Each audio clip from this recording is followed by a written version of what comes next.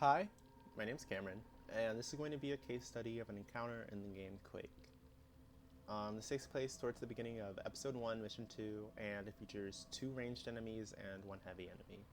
So first we're going to run through the level to see how a player would experience this as if it were their first time. So first,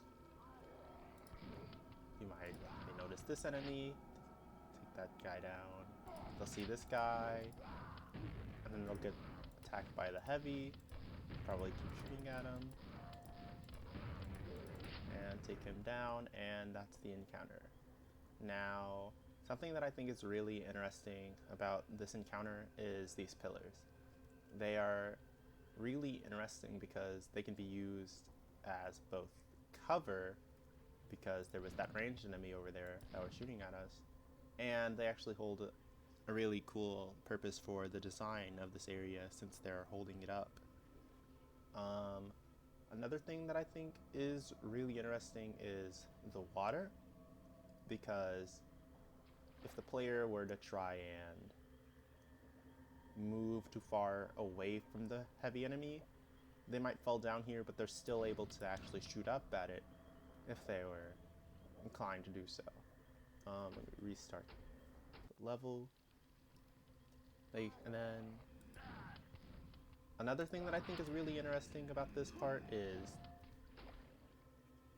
let me restart again. The player can actually jump over here, which actually gives them some distance from this ogre and can actually help them to deal with it if they were inclined to actually attempt to jump over there.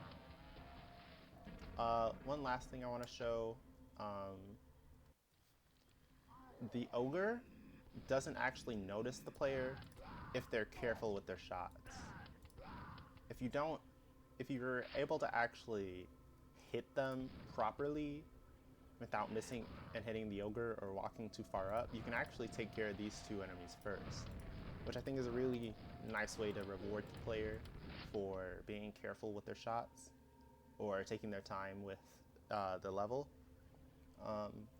I feel like the placement of that heavy was really cool for rewarding the player, as I said. So yeah, that was my case study of Episode 1, Mission 2, and I really hope you enjoyed it. Thank you for watching.